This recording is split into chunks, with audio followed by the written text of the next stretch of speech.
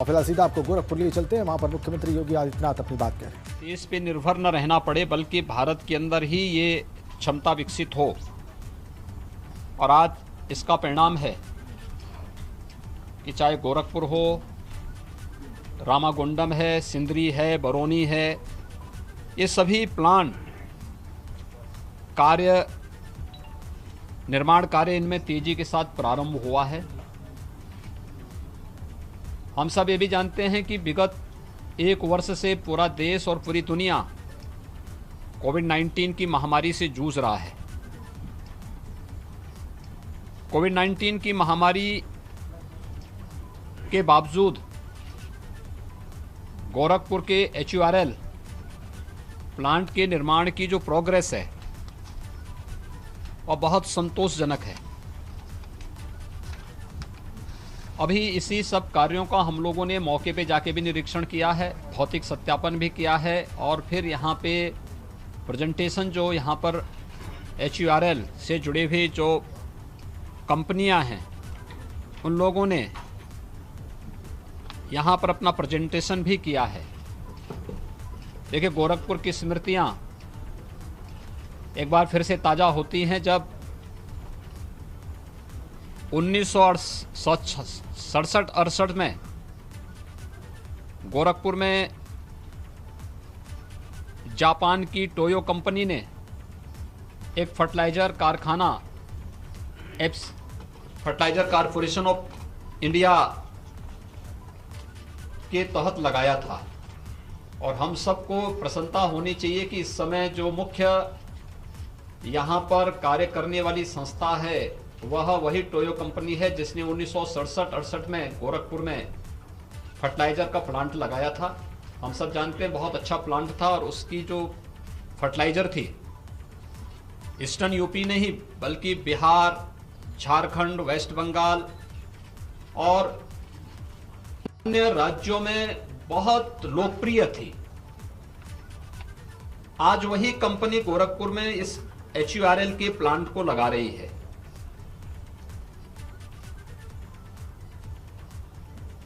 ये प्रोग्रेस इसलिए संभव हो पाया क्योंकि एक तो प्रधानमंत्री जी के द्वारा जो लक्ष्य दिए गए हैं उनकी दूरदर्शिता के कारण आत्मनिर्भर भारत के उस लक्ष्य को प्राप्त करने के लिए कृषि क्षेत्र में भी किसानों को भी हम अधिकाधिक सुविधा उपलब्ध करा सकें, यह उस दिशा में किया जा रहा एक प्रयास का परिणाम है। लेकिन साथ साथ इसमें विशेष रुचि ली है हमारे उर्वरक और रसायन मंत्री माननीय श्री DV सदानंद गौड़ा जी ने। मुझे प्रसन्नता है इस बात की कि वह स्वयं हर 15 दिन में इन निर्माणाधीन फर्टिलाइजर प्लांट की स्वयं समीक्षा करते हैं। मैं उन्हें धन्यवाद दूंगा इस बात को लेकर के कि कोविड-19 की त्रासदी के दौरान भी किसानों को फर्टिलाइजर और केमिकल की किसी भी प्रकार की आपूर्ति को बाधित नहीं होने दिया, और जिसका परिणाम था कि उत्तर प्रदेश जैसे राज्य में यहां के किसानों को समय पर उर्वरक और रसायन की आपूर्ति करने में हम लोगों को न केवल उत्तर प्रदेश में सफलता प्राप्त हुई बल्कि देश के अंदर अन्य किसानों को भी कहीं भी इसकी परेशानी नहीं हुई। यानी सप्लाई चेन प्रधानमंत्री जी के मार्गदर्शन में, रेल मंत्रालय के सहयोग से, उर्वरक और रसायन मंत्रालय ने जिस तेजी के साथ उस दौरान भी खेती किसानी के काम में किसी प्रकार की बाधा नहीं आने दी, वो अपने आप में एक उपलब्धि से कम नहीं। और आज वे स्वयं इस फर्टिलाइजर प्लांट के यहाँ पे निरीक्षण के कार्यक्रम के साथ आए हैं। प्रोग्रेस कोविड-19 के बावजूद संतोषजनक है, और मुझे विश्वास है कि यह प्लांट समयबद्ध ढंग से आगे बढ़ेगा। मैंने राज्य सरकार की ओर से पूरा आश्वासन दिया है कि राज्य सरकार के स्तर पर जिस भी प्रकार के सहयोग की आवश्यकता होगी, राज्य सरकार पहले दिन से, जब से मार्च 2017 में हम लोग आए हैं प्रदेश में, भारतीय जनता पार्टी नेतृत्व की सरकार आई है, हम लोगों ने पहले दिन से ही स्थानीय प्रशासन से भी और शासन स्तर पर भी इस बात को तय किया है कि कहीं भी किसी भी केंद्र से जुड़ी हुई योजना जो प्रदेश के विकास के लिए, किसानों के लिए, नौजवानों के लिए महत्वपूर्ण है, उसमें किसी भी प्रकार की कोई बाधा नहीं आनी चाहिए और उसी सकारात्मक भाव के साथ सरकार कार्य कर रही है। यहां पर ये फर्टिलाइजर कारखाना लगभग 8,000 करोड़ रुपए की लागत से तो एक प्लांट यहां पर स्थापित हो रहा है। अनुमान करिए जी, इतना बड़ा प्लांट लगना, इतना बड़ा निवेश, एक तो ये गोरखपुर में एक ज्वाइंट वेंचर के माध्यम से यहां पर स्थापित होने जा रहा है। हमारा जो है यहां पर जो प्रक्रिया प्रारंभ हुई है, बहुत अच्छे ढंग से उसकी प्रोग्रेस के बारे में अभी माननीय उर्वरक और रसायन मंत्री जी इसके बारे में बताएंगे ही। लेकिन यह एक उपलब्धि है। 1990 में जो कारखाना बंद हो गया था, जिसकी कोई उम्मीद नहीं थी, प्रधानमंत्री मोदी जी के कारण 2016 में उसका शिलान्यास होता है और उसके बाद इस पे कार्य 18-17 के बाद इसमें कार्य प्रारंभ हुआ। राज्य सरकार ने एक सकारात्मक रुख इसके लिए अपनाया है और मैं इस बात के लिए आश्वस्त करता हूं कि राज्य सरकार के स्तर पर हर प्रकार का सहयोग और समर्थन इस प्रकार के कार्यों की दिशा से उपलब्ध होता रहेगा। हमारा विश्वास है कि बहुत शीघ्र यहां पर यह कारखाना स्थापित हो और इस कारखाने के स्थापित होने के साथ ही यहां के किसानों और यहां के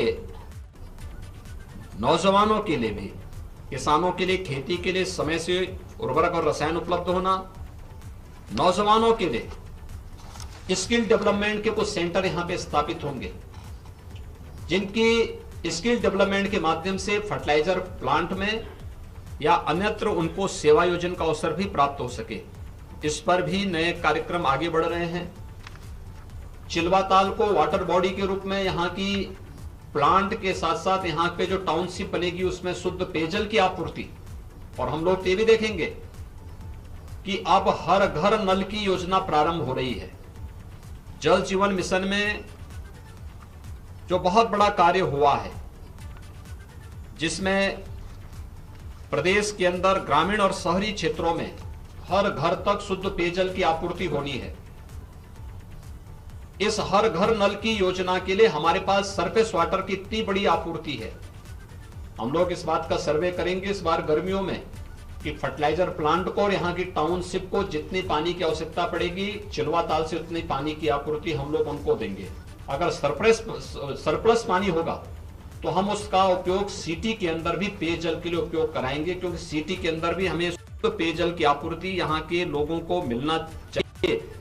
ये हमारा संकल्प है। मैं इस बात को मानता हूं कि क्षेत्र इंसेफ्लाइटिस से ग्रसित क्षेत्र रहा है। 1977 से लेकर के 2017 तक अगर आप इंसेफ्लाइटिस से मौत के आंकड़ों को देखेंगे तो हर वर्ष 1200 से 1500 मौतें बीआरडी मेडिकल कॉलेज और हॉस्पिटल्स में होती थी, और लगभग इतनी मौतें घरों में होती थी, गांवों में होती थी। 2017 के बाद हम लोगों ने राज्य स्तर पर जो प्रयास प्रारंभ किए, अंतर विभागीय समन्वय के माध्यम से स्वास्थ्य विभाग को नोडल विभाग बना करके दो चीजों पर हम लोगों ने फोकस किया था।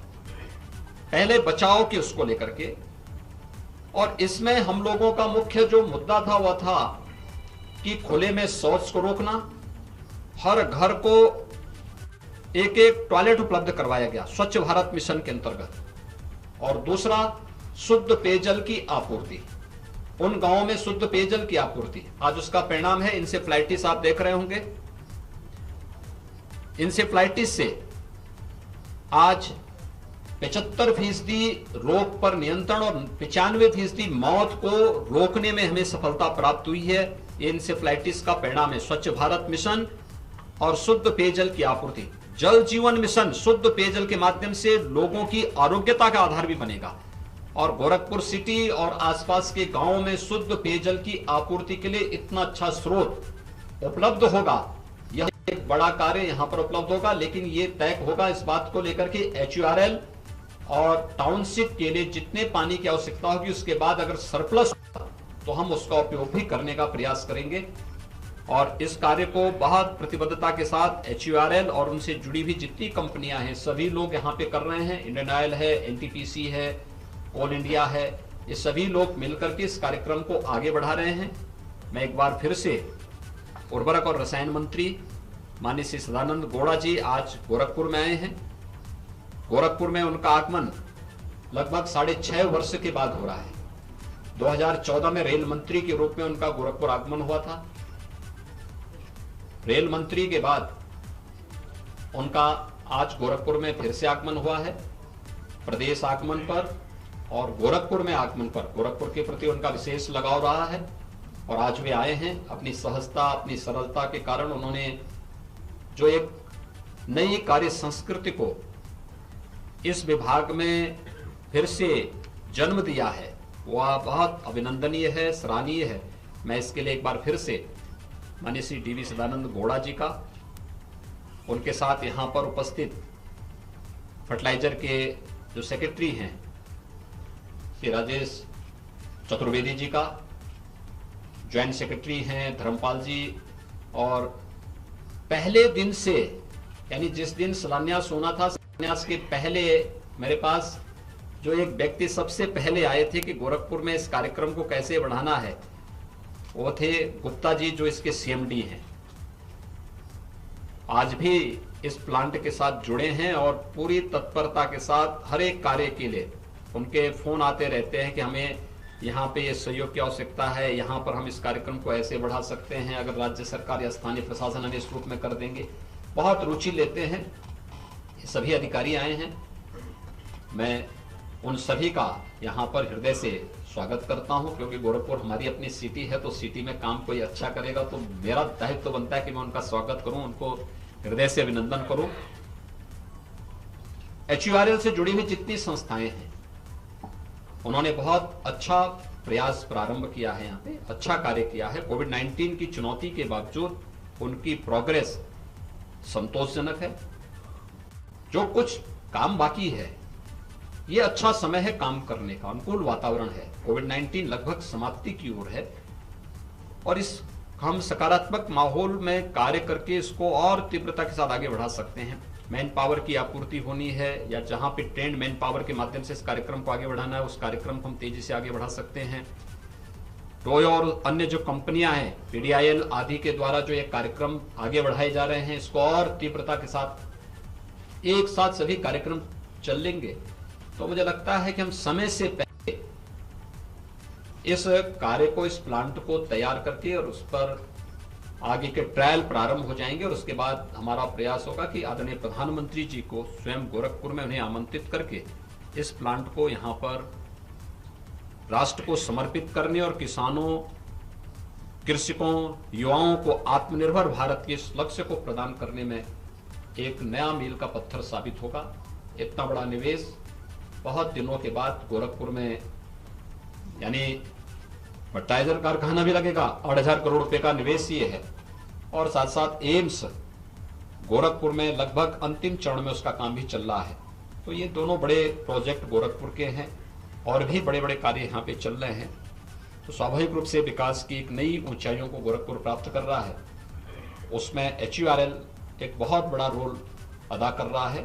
मैं एक बार फिर से माननीय श्री DV सदानंद गौड़ा जी का आज की इस PC में और इस निरीक्षण कार्यक्रम के दौरान अभिनंदन करता हूं और मैं उन्हें सादर आमंत्रित भी करता हूं कि वह यहाँ पर इस प्लांट की प्रोग्रेस के बारे में यहाँ पर मीडिया के माध्यम से आप सबको अवगत कराने का कष्ट करें। माननीय श्री DV सदानंद गौड़ा।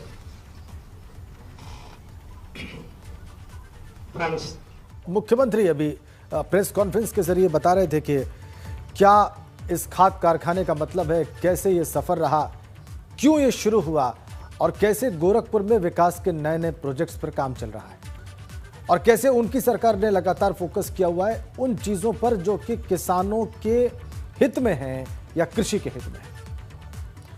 बड़ी उपलब्धि उन्होंने बताया। गोरखपुर में खाद कारखाने को स्किल डेवलपमेंट का सेंटर भी यहां स्थापित करेंगे, ये उन्होंने घोषित किया। उन्होंने कहा कि किसानों को समय पर खाद मिल रही है,